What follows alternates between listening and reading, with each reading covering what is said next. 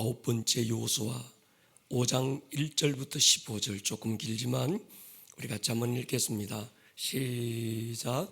요단 서쪽의 아모리 사람의 모든 왕들과 해변의 가나안 사람의 모든 왕들이 여호와께서 요단물을 이스라엘 자손들 앞에서 말리시고 우리를 건너게 하셨음을 듣고 마음이 녹았고 이스라엘 자손들 때문에 정신을 잃었더라. 그때 여호와께서 여호수아에게 이르시되 너는 부싯돌로 칼을 만들어 이스라엘 자손들에게 다시 할례를 행하라 하시매 여호수아가 부싯돌로 칼을 만들어 할례산에서 이스라엘 자손들에게 할례를 행하니라. 여호수아가 할례를 시행한 까닭은 이것이니 애굽에서 나온 모든 백성 중 남자 곧 모든 군사는 애굽에서 나온 후 광야 길에서 죽었는데 그 나온 백성은 다 할례를 받았으나 다만 애굽에서 나온 후 광야 길에서 난 자는 할례를 받지 못하였음이라. 이스라엘 자손들이 여호와의 음성을 청종하지 아니하므로 여호와께서 그들에게 대하여 맹세하사 그들의 조상들에게 맹세하여 우리에게 주시리라고 하신 땅 곧 젖과 꿀이 흐르는 땅을 그들이 보지 못하게 하리라 하시매 애굽에서 나온 족속 곧 군사들이 다 멸절하기까지 40년 동안을 광야에서 헤매더니 그들의 대를 잇게 하신 이 자손에게 여호수아가 할례를 행하였으니 길에서는 그들에게 할례를 행하지 못하였으므로 할례 없는 자가 되었음이었더라. 또 그 모든 백성에게 할례 행하기를 마침에 백성이 진중 각 처소에 머물며 낫기를 기다릴 때에 여호와께서 여호수아에게 이르시되 내가 오늘 애굽의 수치를 너희에게서 떠나가게 하셨다 하셨으므로 그곳 이름을 오늘까지 길갈이라 하느니라. 또 이스라엘 자손들이 길갈에 진쳤고 그달 14일 저녁에는 여리고 평지에서 유월절을 지켰으며 유월절 이튿날에 그 땅의 소산물을 먹되 그날에 무교병과 볶은 곡식을 먹었더라. 또 그 땅의 소산물을 먹은 다음 날에 만나가 그쳤으니 이스라엘 사람들이 다시는 만나를 얻지 못하였고 그 해에 가나안 땅의 소출을 먹었더라. 여호수아가 여리고에 가까이 이르렀을 때에 눈을 들어 본즉 한 사람이 칼을 빼어 손에 들고 마주 서 있는지라. 여호수아가 나아가서 그에게 묻되 너는 우리를 위하느냐 우리의 적들을 위하느냐 하니 그가 이르되 아니라 나는 여호와의 군대 대장으로 지금 왔느니라 하는지라. 여호수아가 얼굴을 땅에 대고 엎드려 절하고 그에게 이르되 내 주여 종에게 무슨 말씀을 하려 하시나이까. 여호와의 군대 대장이 여호수아에게 이르되 내 발에서 신을 벗으라. 내가 선 곳은 거룩하니라 하니 여호수아가 그대로 행하니라. 아멘. 여호수아는 12지파 대표들이 요단강 한가운데서 들고 나왔던 돌들을 길갈 언덕 위에 세웠습니다. 길갈이라는 곳 굉장히 중요했습니다. 가나안 땅 정복 전쟁 7년 동안 본부이기도 했지만 그들이 처음 요단강을 건너기 전 7 제사장이 어깨에 메었던 하나님의 언약궤, 요단강 한가운데서 모든 백성들이 다 지나기까지 제사장들이 들고 서 있던 그 언약궤를 길갈에 세워둡니다. 그들은 7년 기간 동안 전쟁하고 승리한 다음 돌아왔던 곳이 길갈이었어요. 여호수아 10장에 보면요, 여호수아가 온 이스라엘과 더불어 길갈 진영으로 돌아왔더라. 돌아와서 뭐 했을까요? 찬양하며 승리를 주신 하나님께 예배했을 거예요. 어쩌다가 그들이 아이성 전투에서 패배한 다음에도 그들은 이곳 길갈로 돌아왔습니다. 7장에 보면 여호수아가 옷을 찢고 이스라엘 장로들과 함께 여호와의 궤 앞에 땅에 엎드려, 여호와의 궤가 있었던 곳 바로 길갈이죠. 거기서 머리에 티끌을 뒤집어 쓰고 저물도록 하나님 앞에 엎드립니다. 나중에 사무엘 시대에 나라를 새롭게 할 때도 사무엘은 이곳 길갈로 백성들을 불러 모아요. 3상 11장에 보면요, 사무엘이 백성에게 이르되 오라 우리가 길갈로 가자. 거기서 새롭게 다시 일어서 보자.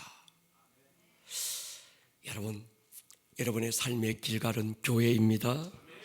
세상에서 승리한 다음 예배 자리로 돌아와야지요. 한 주간 동안 하나님께서 주셨던 승리의 흔적을 들고 이곳에서 예배하는 것입니다. 어쩌다가 실패하고 패배하고 말았을지라도 이곳에 돌아와서 엎드려야 합니다. 우리 교회는 하나님을 아버지라고 부르는 사람들, 그들의 엄마 같은 교회이고 싶습니다. 오늘 본문에서 여호수아의 리더십에 상식적으로 어려운 또 하나의 쉼표를 보게 됩니다. 범람하던 요단강물 갈라지고 그 아래 마른 땅처럼 건넜던 이스라엘 백성들은 역사적인 가나안의 첫 발을 디뎠어요. 그리고 바로 몇 킬로미터 앞 가나안의 첫 관문인 여리고성이 기다리고 있습니다. 조금 전 요단강이 갈라졌던 기이한 역사를 보았던 이스라엘 백성들의 사기가 하늘을 찌르는 것 같았습니다. 하나님이 우리와 함께 하신다. 하나님이 우리의 앞길을 준비하고 계신다. 두려운 게 없었습니다. 반면에 여리고성의 백성들은, 여리고뿐만이 아니라 가나안의 7족속 모든 백성들은 급에 질려서 정신을 잃고 이미 전의를 상실했습니다. 5장 1절에 보면요, 요단 서쪽 아모리 사람 모든 왕들, 해변의 가나안 사람 모든 왕들, 요단물을 이스라엘 자손 앞에서 말리신, 그리고 그들을 건너게 하셨던 하나님의 소식을 듣고 마음이 녹고 정신을 잃어버려서요, 이런 상황을 사자성어로 혼비백산이라고 합니다. 아군의 사기는 최상이고 적군의 사기가 최악인 군사 전략적 타이밍으로 이 시간이 굉장히 중요한 시간이었습니다. 그렇다면 이 절호의 찬스를 놓치지 말고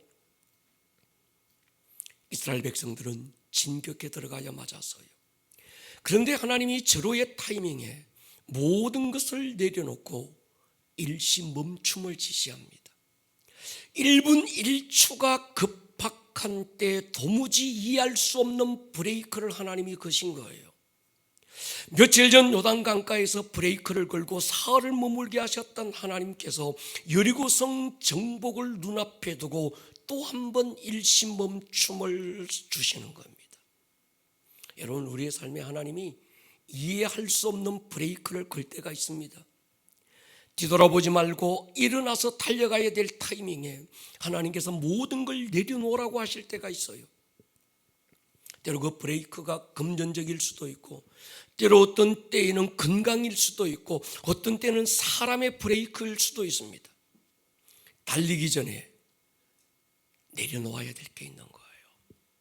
더 많은 것을 준비하고 가져야 되는 것이 아니라 내려놓고 버려야 될 것들, 새롭게 하나님 앞에 정렬되어야 될 것들이 있었기 때문이죠. 하나님이 거셨던 브레이크가 몇 가지입니다. 할례였어요. 그리고 6월절이고 또 하나는 신발을 벗기는 일이었습니다. 먼저 이스라엘의 60만 모든 남자에게 하나님이 할례를 명령합니다. 생각해 보세요. 할례가 아무리 중요하지만 적군을 코앞에 두고 있는 군사들에게 할례를 행하라, 상식적으로 납득하기 어려웠습니다. 우리는 전쟁에서 이기는 것이 중요한데 하나님은 전쟁에서 이기는 것보다 더 중요한 게 있다는 거예요.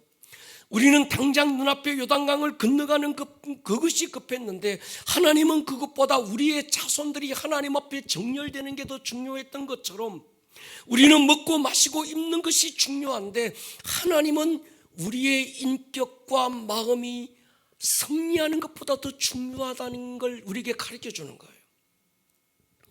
성경에 할례 때문에 낭패를 본 사건이 있습니다. 야곱의 외동딸 디나가 세겜 족속 추장의 아들에게 강간을 당해요. 디나의 오빠들이 이 소식을 듣고 복수를 결단합니다.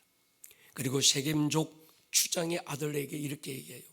네가 우리 딸 디나와 우리의 누이 디나와 결혼하려면 한 가지 조건이 있다. 세겜 족속의 모든 남자들은 우리처럼 할례를 받아야 된다. 그 말을 듣고 세겜의 모든 남자들이 할례 받고 꼼짝 못하고 누워있던 그날 밤에 야곱의 12 아들들이 세겜 족속의 모든 남자들을 죽이는 끔찍한 사건이 일어났습니다. 무슨 말인가 하면 할례를 받은 남자들은 일주일에서 10일 정도는 꼼짝할 수 없는 것을 알고 피해 보복을 한 거예요. 할례는 남자의 생식기껏 피부를 칼로 도려내는 일명 포경수술 같은 겁니다. 할례 오리지널 원조를 소개합니다. 아브라함입니다. 갈대아 우르에서 살고 있던 아브라함, 하나님께서 불러내어서 하나님이 지시하시는 곳으로 가라고 명령해요. 그러면서 하늘의 별처럼 바다의 모래처럼 네 자손을 많게 하겠다고 약속합니다. 내 재산이 많아지면서 데리고 갔던 조카 롯과 갈등 생기고 한 지붕 안에서 동거하기가 어렵게 되자 아브라함과 롯이 각자의 길을 걷기로 결정하고 롯이 먼저 소돔과 고모라를 선택합니다. 롯이 선택한 소돔이 얼마나 아름답고 기름졌던지 옛적 에덴 동산 같았다고 기록해요. 제 눈에 좋으면 남의 눈에도 좋은 법입니다. 어느 날 갑자기 낯선 이방인이 자기들 땅에 들어와서 잘 되는 꼴을 못 보겠다는 거지요. 그래서 주변에 9개의 왕들이 연합군을 결성하고 롯을 포로로 잡아가고 모든 재산을 빼앗아갑니다. 이 소식을 전해 들었던 아브라함이 집에서 길리운 318명의 군사들을 데리고 가서 연합군을 격파하고 조카 롯을 구해오지요. 그 사건은 훨씬 전에 창세기 15장에 보면 하나님이 아브라함에게 이렇게 약속합니다. 4절 5절이죠. 같이 한번 읽을게요. 시작. 여호와의 말씀이 그에게 임하여 이르시되 그 사람이 내 상속자가 아니라 내 몸에서 날 자가 내 상속자가 되리라 하시고 그를 이끌고 밖으로 나가사 이르시되 하늘을 우러러 무뼈를 셀 수 있나 보라. 또 그에게 이르시되 내 자손이 이와 같으리라. 하나님께서 지금 아브라함과 새로운 계약을 맺어요. 언약을 맺습니다. 아브라함아, 내가 너와 언약을 맺고 싶은데 이제 너는 나의 택한 내 백성이 될 거야. 그 증거로 나와 언약을 맺자. 네 몸에서 태어날 씨가 있는데 그 씨가 놀라운 역사를 하늘의 무별과 같고 바다의 모래처럼 내가 많게 할 것이다. 그러면서 하나님과 아브라함 사이에 계약 언약의 정표를 어떻게 맺는가 하면 거기서 하나님께서 3년 6개월 된 암양, 암소, 산비둘기를 잡아가지고 와서 아브라함 앞에 놓고 그리고 배를 갈라요. 그리고 쪼개진 그 배 사이로 하나님이 지나갑니다. 15장 17절 보면요, 해가 져서 어두울 때 연기나는 화로가 보이며 타는 횃불이 쪼갠 고기 사이로 지나더라. 굉장히 중요한 의미가 있습니다. 이건 하나님과 아브라함의 언약의 현장인데 암소와 암양의 배를 갈라놓고 하나님이 그 사이를 지나가면서 어떤 언약을 체결했다는 건 이젠 나와 너 사이에 이 언약을 어길 때는 이 짐승처럼 쪼개질 것이라고 하는 무시무시한 언약을 지금 행한 거예요. 하나님과 아브라함이 이런 무거운 언약을 맺고 시간이 흘러가고 있었습니다. 시간은 흘러가는데 아브라함과 사라는 생물학적으로 늙어가고 있는데 더 이상 자식을 얻을 가능성이 없어지고 있는 거예요. 하루는 사라가 아브라함을 찾아와서 얘기해요. 아차 하다가는 더 이상 우리가 자식을 얻을 수 없을지도 모르겠다. 그러면서 자기의 몸종 하갈을 아브라함에게 들려보내면서 아들을 낳아달라고 얘기하고 그 일로 태어난 아들이 이스마엘입니다. 이스마엘이 태어나면서 하나님은 더 이상 아브라함에게 나타나지 않고 침묵하세요. 13년 동안 침묵하는 거예요. 아브라함이 하갈을 통해서 이스마엘을 낳을 때가 86세고 다시 하나님이 아브라함에게 찾아왔던 때는 13년이 지난 99세의 아브라함을 찾아오시는 거예요. 잘 모르겠습니다. 근데 제 같은 경우에 제가 가장 두려운 때가 하나님이 침묵하시는 때 같아요.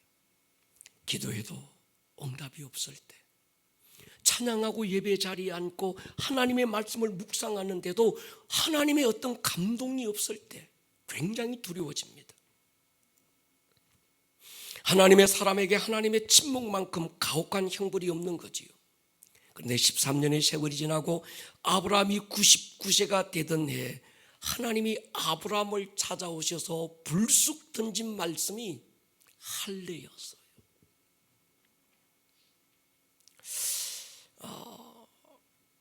이 할례를 처음 하나님이 명령하셨는데 13년간 타이밍을 보십시오. 아브라함이 하나님과의 언약을 어겼을 때 하나님은 아브라함에게 침묵해요. 침묵하고 있다가 어느 날 13년의 시간이 지난 다음에 하나님이 아브라함에게 나타나서 불쑥 할례를 행하라고 얘기합니다. 할례의 근원적인 의미는 죽음이에요. 무슨 말씀인가 하면 아브라함이 하나님과의 언약을 어기고 약속을 믿지 못하고 인간적인 수단과 방법으로 이스마엘을 낳으면서 하나님이 침묵하셨다는 건 이미 하나님과 아브라함 사이에는 계약이 끼어졌고 그 계약을 어긴 건 아브라함 쪽이라면 아브라함은 쪼개진 짐승처럼 이미 죽었다는 거예요. 그러면서 13년이 지난 다음에 하나님이 아브라함을 부르셔서 뭐 얘기하시는가 하면 할례를 행해라 이렇게 얘기해요.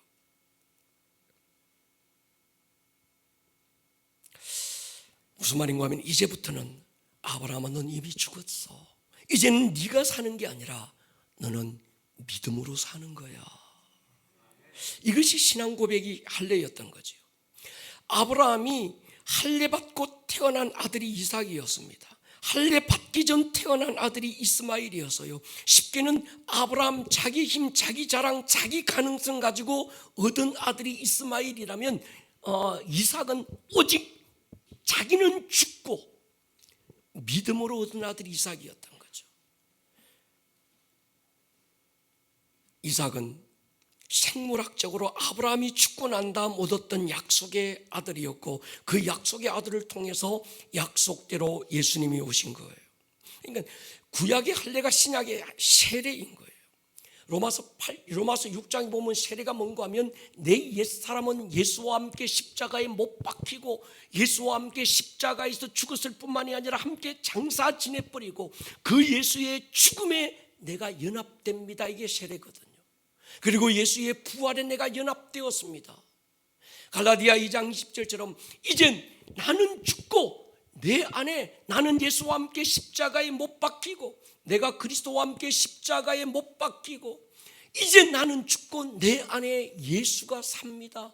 오늘 내가 사는 이유는 그 예수를 믿는 믿음으로 내가 삽니다. 이 신앙 고백, 이것이 하나의 기분이 아니고 하나의 정서가 아니고 이 사건이 실제가 되는, 예수와 함께 내 옛사람을 십자가에 못 박은 것이 실제가 되고 그 예수의 죽음에 내가 연합된 것이 실제적 사건이 되고 경험이 되는, 그래서 이제 오늘 내가 사는 건 나는 죽고 내 안에 예수가 살아요. 이것이 세례였던 거예요. 여러분 세례 받았습니까? 당신은 죽은 자임을 고백합니까? 예수로 사는 자임을 믿습니까? 그러니까 여러분 할례가 이스라엘 백성들에게 가벼운 사건이 아니었던 것처럼 세례는 우리 그리스도인들에게 결코 가벼운 사건이 아닙니다. 이제 이스라엘이 요단을 건넜어요. 적들은 이스라엘의 소문을 듣고 쫄고 떨고 있습니다. 반대로 이스라엘은 사기가 충천했고 승리를 확신하고 있었어요. 이대로 이 분위기대로 밀고 들어가면 모든 것이 끝날 수 있는 상황이었습니다. 그런데 하나님께서 일시 멈춤을 명령하고 모든 군인들에게 할례를 명령합니다. 문제는 왜 이 타이밍에 할례를 명하신 것일까? 할례 의미도 중요하고 받아야 된다는 것도 아는데 왜 지금이냐는 거예요. 하나님의 백성이기 때문에 할례 받아야 된다 충분히 이해되지만 문제는 타이밍이었습니다. 여러분 아시다시피 이스라엘은 430년간 애굽의 노예로 살던 민족입니다. 그들이 노예로 살면서도 자신들은 아브라함의 자손이고 하나님의 백성이라는 정체성을 가지고 자자손손 430년간 할례를 이어오고 있었습니다. 그런데 그들이 노예 생활이 극에 달하자 하나님께 부르짖고 하나님은 그들의 고난의 현장을 보시고 모세를 준비하셨다가 그들을 애굽에서 이끌어내요. 10가지 재앙 그리고 마지막 유월절 사건을 통해서 하나님께서 그들을 홍해를 건너게 하고 애굽에서 나오게 합니다. 그들이 가데스 바네아에 이르렀을 때 12명의 정탐꾼을 보내지요. 돌아왔던 그들의 악평 때문에 이스라엘은 하나님을 원망하고 모세를 죽이려고 돌을 들고 그들은 애굽으로 돌아가자고 소리칩니다. 그들에게는 꿈도 비전도 없었고 눈앞에 먹는 게 전부였어요. 진노하신 하나님께서 그들의 말이 하나님 귀에 들린 대로 애굽의 1세대들 요수아와 칼렙을 제외했던 모든 사람들은 가나안에 들어가지 못할 거라고 선언합니다. 그 결과 40일이면 들어가는 가나안 땅을 그들은 40년간 광야에서 돌다가 죽어갔습니다. 가데스 바네아 사건으로 하나님은 더 이상 이스라엘에게 할례를 명령하지 않습니다. 그리고 출애굽 1세대가 광야에서 다 죽고 태어난 광야 세대, 그들은 할례를 받지 못한 상태에서 어른이 된 거예요. 그때 여호수아가 요단강을 건너면서 아직 할례를 받지 못했던, 그래서 어른이 되고 늙어가고 있는 광야 세대, 그들에게 할례를 지금 행하라 말합니다. 여러분 보십시오. 본격적 가나안 정복을 시작하려는 이 타이밍에 행하는 할례 의미가 무엇일까? 굉장히 중요해요. 그들에게 새로운 시즌이 열렸어요. 모든 것들 하프타임 끝나고 이젠 그들의 인생의 후반전이 시작돼야 되는 굉장히 중요한 이 터닝 포인트에서 하나님께서 모든 것들을 일시 멈춤하고 지금 중요한 건 할례를 행하라는 것이었습니다. 한 가지예요. 지금 너희들이 정복해 들어가야 되는 이 가나안 정복 전쟁은 너희들의 힘으로 하는 게 아니라는 거예요. 먼저 너희들의 죽음을 확인하라는 거거든요. 아멘입니까? 나는 죽고 내 안에 하나님이 사셔야 이길 수 있는 전쟁들이라는 겁니다.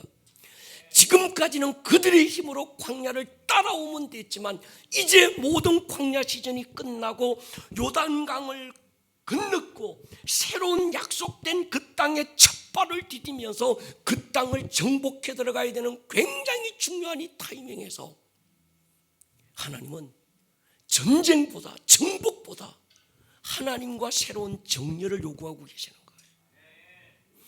이것이 우리 개인에게도 교회에게도 굉장히 중요한 핵심 스피릿일 수 있습니다.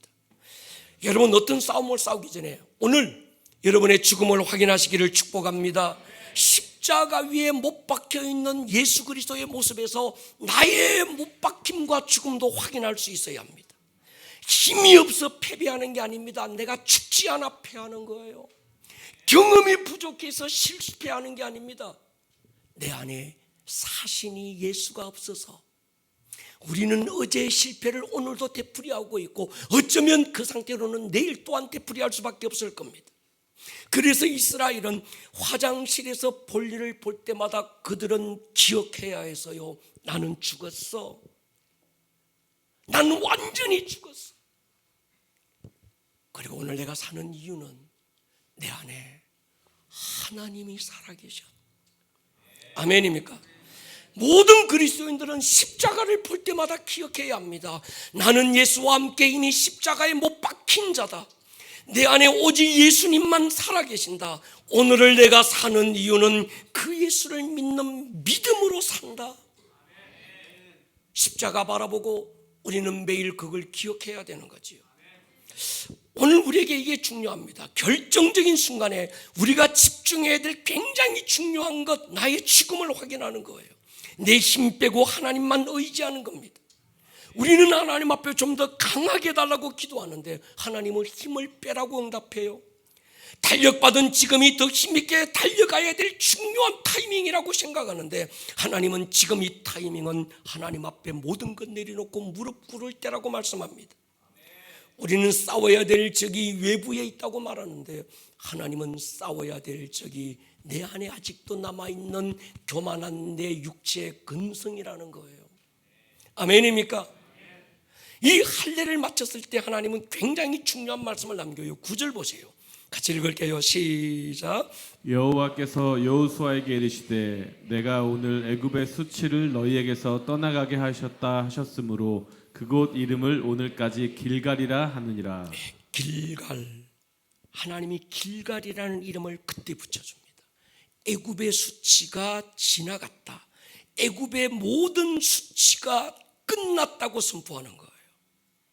할례를 행하고 난 다음에 하나님께서 그들에게 그들이 사는 땅, 그들의 본부, 그들의 삶의 현장에 새로운 이름을 붙여줘요. 길갈이었습니다. 시기적으로는 얼핏 이해가 어렵습니다. 왜냐하면 그들이 애굽에서 나온 지가 이미 40년이 지났습니다. 40년의 시간이 흐르고 할례를 통해서 자기 죽음을 선언하면서 하나님은 그들에게 40년 전 애굽의 노예 근성, 그 노예 생활하면서 그들이 열어놓아 버렸던 불신과 좌절과 절망과 낙심과 그 땅에서 우상 숭배를 통해서 열려져 있던 가난과 모든 결핍과 모든 원수로부터 열려져 있던 모든 영향력에서 끝났다는 거예요. 시간적으로 보십시다. 이스라엘이 애굽에서 벗어난 지 이미 40년의 시간이 흘렀던 게 분명해요. 그런데 그들 안에 배어있는 노예 근성이 벗어지지 못한 거예요. 애굽을 나왔고 홍해 건넜습니다. 6월절 어린 양의 큰 은혜도 홍해를 마른 땅처럼 건넌 큰 하나님이 행하신 기적도 그들은 쉽게 잊어버렸습니다. 눈앞에 작은 것, 큰 은혜 받고도 작은 것 불편하니까 그것 가지고 원망하고 그것 가지고 불평하고 그것 가지고 서로 시기하고 질투하고 미워하는 거예요.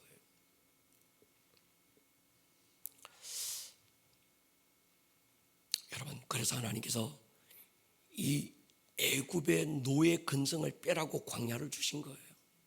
여러분, 광야가 나쁜 게 아닙니다. 광야는 영혼의 독을 씻어내는 겁니다.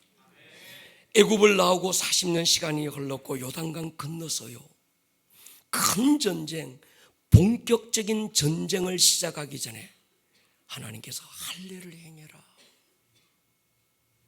그리고 죽음을 선언하고서야 길갈이라는 이름이 주어져요. 애굽의 수치가 굴러가고 과거의 묶임과 모든 결박과 쇠사슬로부터 자유가 선포되는 겁니다. 한 가지 기억하셔야 될 게 있어요. 나 세례 받았는데요, 내 모태신앙인데요, 나 교회 다니는데요, 교회에서 직분 받았는데요, 그런다고 과거의 묶임으로부터 어떤 영향력으로부터 벗어날 수 있을까? 아닐 수도 있지 않을까요? 여러분에게 가지고 있어야 될 게 있습니다.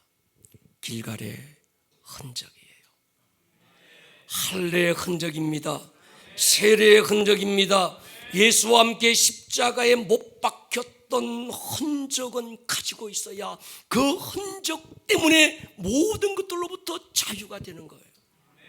교회는 다니는데 세례도 받았는데 모태신앙인데 나 3대 믿었고 4대 믿었어야, 그런데도 여전히 세상의 어떤 굴레로부터 속박으로부터 묶임과 모든 상처와 모든 저주로부터 영향력을 그대로 받고 있을 수도 있다는 거예요. 바울은 이렇게 선포합니다. 누구든지 나를 괴롭게 하지 마라. 내가 내 몸에 십자가의 흔적을 가졌다. 여러분에게 오늘 이 시간 십자가의 흔적이 새겨지는 시간 될 수 있기를 축복합니다. 십자가의 흔적이 있어야 모든 어둠에게 열렸던 문들이 닫혀지고, 아멘입니까? 모든 저주로부터 자유할 수 있는 권리가 됨을 선포합니다. 이스라엘 백성들이 할례 받고 60만 군사들이 꼼짝 못하고 누웠어요. 그 시대에 무슨 진통제가 있었고 마취제가 있었을까요? 지난번 이스라엘 갔을 때 거기 선교사님이 조그마한 돌을 나눠주면서, 목사님 이 돌이 무슨 돌인지 아세요? 묻길래 무슨 돌인데요? 할례돌이래요. 할례돌. 근데 끝이 얼마, 칼보다도 더 예리해요. 이거 그럴 수도 있겠다는 생각이 들었습니다. 여러분, 오늘 우리에게 지금이 굉장히 중요합니다. 우리 교회적으로도 보세요. 우리 교회는 생명이 또 생명을 낳고 교회가 교회를 낳는 굉장히 중요한 이 타이밍에 담임 목사로부터 우리 장로님들로부터, 우리 온 교우들로부터 무엇이 필요할까? 할례를 향하는 거예요.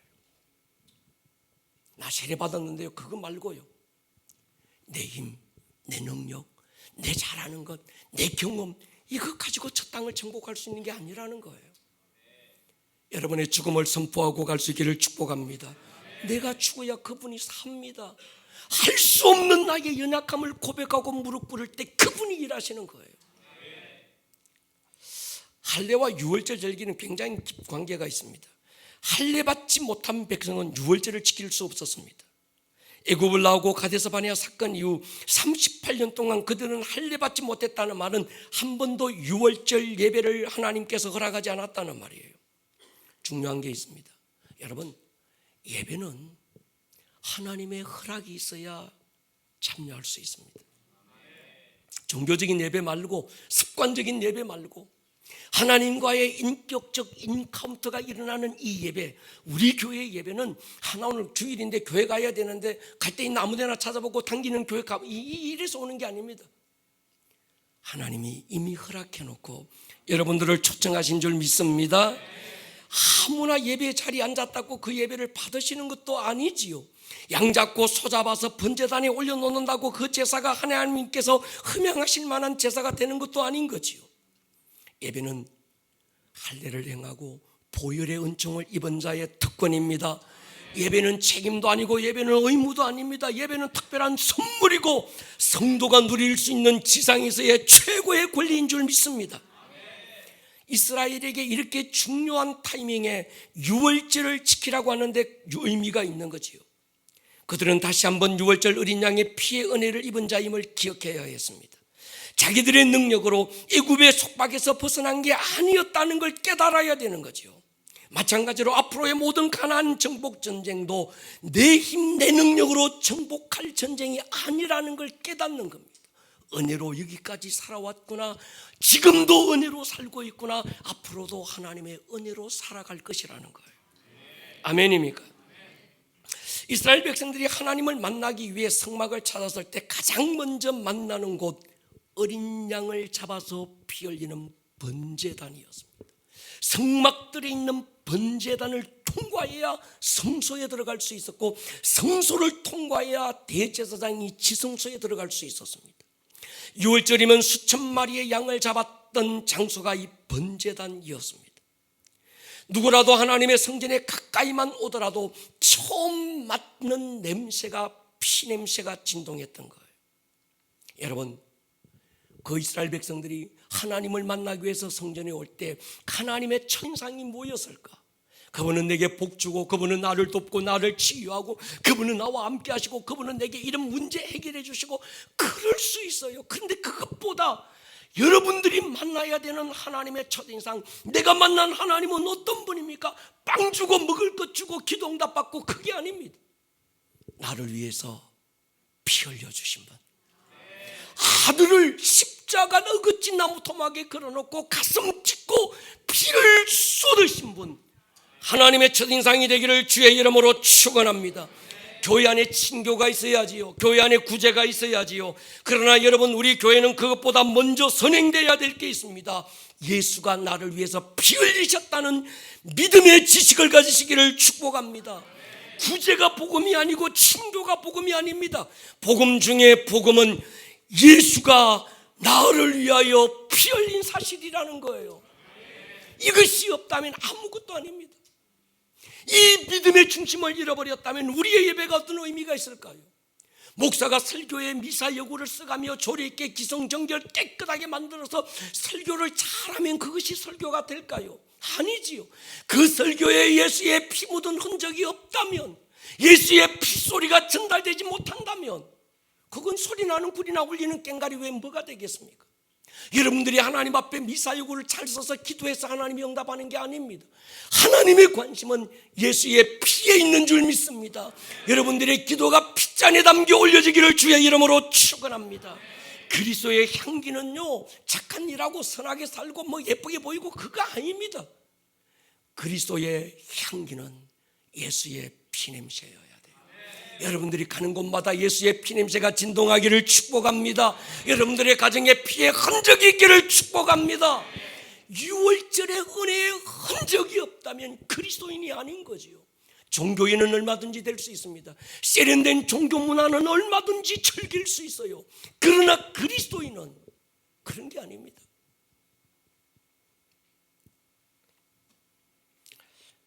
오늘 원수는, 마귀는 여러분 안에 있는 그 피의 흔적을 두려워하는 거예요. 아멘입니까? 5장 12절 보십시오. 또 그 땅에 소산물을 먹은 다음 날 만나가 그쳤다. 다시는 만나를 먹지 못하고 가나안 땅에 소출을 먹었다. 이 말도 굉장히 중요합니다. 그들이 가나안 땅에서 할례 행하고 유월절을 지킨 다음 광야 40년간 내리던 만나가 갑자기 그쳤습니다. 그리고 그들에게는 새로운 시즌에 새롭게 먹어야 될 게 있었습니다. 그 땅의 소산인 거죠. 여러분, 하나님의 시즌에서는 만나 시즌도 있고 가나안 시즌이 있습니다. 광야를 지나갈 때는요, 구름 기둥 불기둥 보고 따라갈 때는 만나가 필요해서요. 그런데 이제 요단강을 건너면서 하나님이 약속하셨던 가나안 땅에 들어가는 그 순간부터 이제 그들은 시즌이 달라진 거예요. 그들은 이제 더 이상 광야를 떠도는 난민이 아니라 하나님의 군대인 줄 믿습니다. 하나님은 그들에게 어떤 일방적으로 야 입 벌려 그래 받아 먹어라 이게 아니었고, 이제 하나님은 그들에게 다스리고 지배하고 정복할 수 있는 권리를 주시는 거예요. 여러분, 하나님의 싸움을 싸우고 빼앗긴 영토를 회복하고 잃어버린 영혼을 되찾아오는 시즌이 지금인 줄로 믿습니다. 아름다운 동행이 그래서 중요합니다. 13절 보세요. 여호수아가 여리고에 가까이 이르렀을 때 눈을 들어본 적 어떤 한 사람이 칼을 빼어 손에 들고 서 있어요. 여호수아가 묻습니다. 우리 편이냐 네 편이냐 적 편이냐 묻는 거예요. 그때 뭐라고 그럽니까? 내 편도 네 편도 아니다. 하나님은 옳고 그러면 그게 관심 없습니다. 우리는요 무조건 내 편이면 옳고 남 편이면 다 틀렸다는 거예요. 편협된 시각으로부터 자유하기를 축복합니다. 하나님은 어느 누구의 편이 아니죠. 누구라도 무릎 꿇은 자의 편입니다. 하나님이 내 편이 되어주기를 기대하지 마세요. 여러분이 하나님 편에 서기를 주의 이름으로 축원합니다. 14절 보세요. 그가 이르되 아니라 나는 여호와의 군대 대장으로 지금 왔다. 여호수아가 얼굴을 땅에 대고 엎드려 절하고 뭡니까? 무슨 말씀을 하시려고 합니까? 저는 처음에는 하나님의 군대 대장 천사장 미가엘인 줄 알았어요. 근데 성경 어디에도 천사가 경배를 받은 적은 없습니다. 천사는 경배받을 자격이 없어요. 근데 지금 여호수아가 엎드려 땅에 얼굴을 대고 절하면서 경배합니다. 경배 예배를 말하죠. 여러분, 우리의 예배를 받으실 분은 오직 한 분 하나님밖에 없습니다. 그 어떤 누구도, 하늘의 천사들이라도 우리 예배의 대상이 될 수 없습니다. 그렇다면 지금 여호수아 앞에 나타난 이분은 도대체 누굴까요? 제가 굉장히 중요한 걸 발견했습니다. 15절 보십시오. 여호와의 군대 대장이 여호수아에게 뭐라고 하냐면 네 발에서 신을 벗어라. 40년 전 동일한 요구를 모세에게 하신 적이 있어요. 미디안 광야 떨기나무 불꽃 가운데서 하나님이 나타나셔서 무릎 꿇고 있는 모세에게 발에 신을 벗어라. 신발 벗는 일은 그때부터 시작됐습니다. 여러분, 신발 신고 있으면 환경이 보여요. 근데 신발 벗고 보면 그 상황 너머에 하나님이 보여요. 신발을 신고 있으면 적들이 보입니다. 그런데 신발을 벗고 보면 그 적들 너머에 하늘의 불말과 불병거가 그들을 지키고 있는 걸 보는 줄로 믿습니다. 여러분 보십시오. 지금 우리가 보아야 되는 게 있습니다. 하나님을 보아야 되는 거예요. 문제 상황을 보면 늘 낙심합니다. 근데 하나님을 보셔야 돼요. 어떻게 볼까요? 신을 벗는 거예요. 하나님이 세 가지를 시키세요.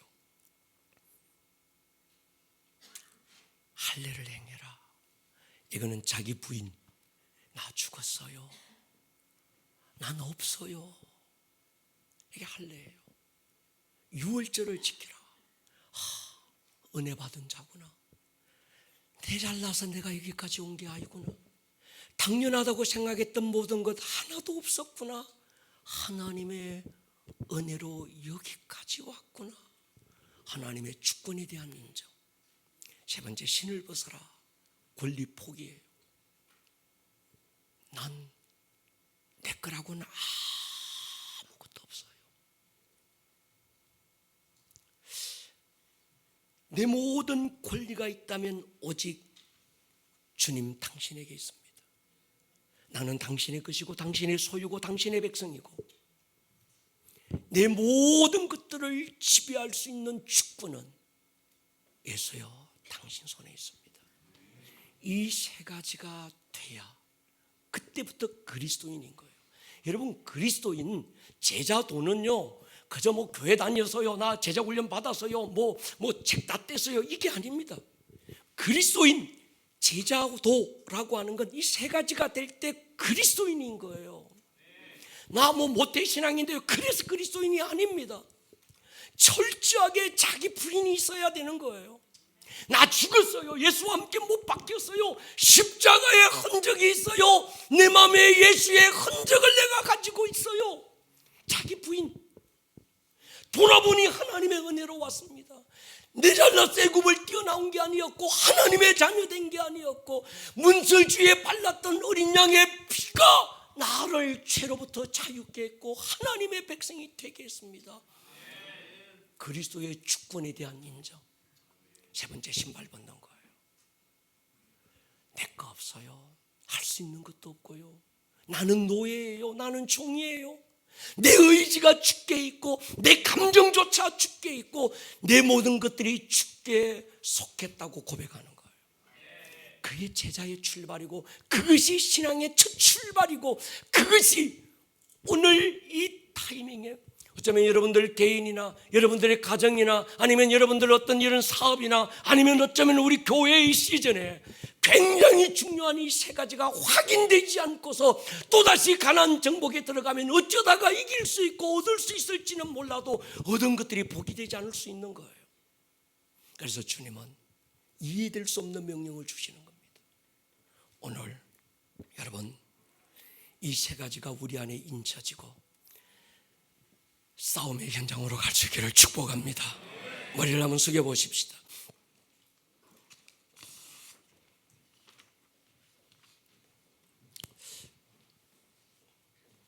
여러분,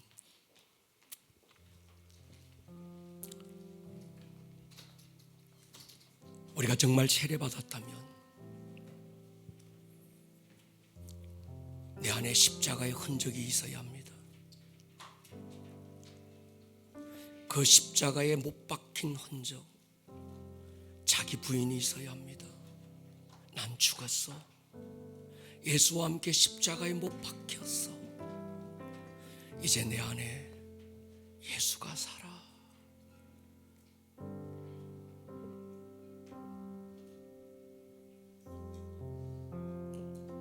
하나님의 절대 주권을 인정하고 내게는 아무 권리가 없음을 인정하는 겁니다. 그래야 새 출발이 가능해요. 그래야 이길 수 있습니다. 그래야 얻을 수 있습니다. 그래야 얻은 것 가지고 망하지 않고 이룬 것 때문에 패배하지 않는 겁니다.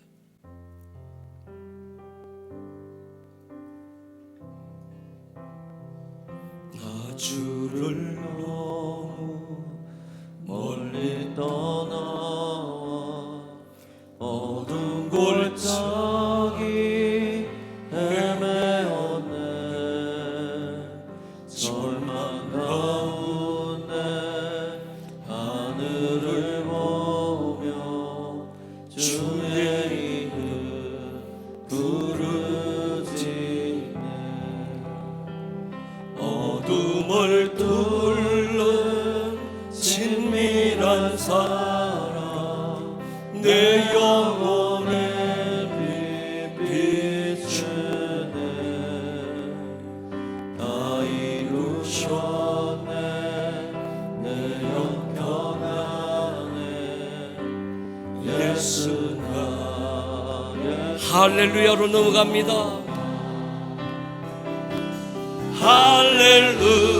할렐루야 날 자유케 하신 주 할렐루야 죽음을 이기시고 모든 사슬 풀리네 예수 이름 부를 때 예수 나의 참 다시 한번 선포합니다. 할렐루야 할렐루야 날 자유케 내 안에 십자가의 흔적이 있을 때 과거의 모든 수치가 벗어지는 것입니다. 오늘 이 시간이 그 시간이 되기를 축복합니다. 자리에서 우리 한번 일어서겠습니다. 다시 한번 선포할까요? 할렐루야 할렐루야 날 자유케 하시 자유할지어다 가난으로부터 자유할지어다 모든 우울의 영으로부터 자유할지어다 모든 중독의 영으로부터 자유할지어다 가난으로부터 자유할지어다. 이 시간 한번 기도할 것입니다.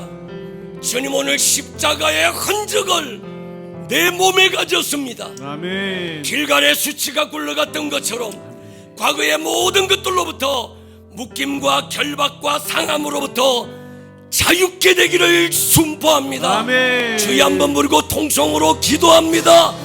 주여. 오늘 들었던 이 말씀이 듣는 말씀에서 끝나지 않고 여러분들의 삶에 살아내는 말씀으로 생명력 있는 말씀이 될 수 있기를 주님의 이름으로 다시 한번 축복합니다.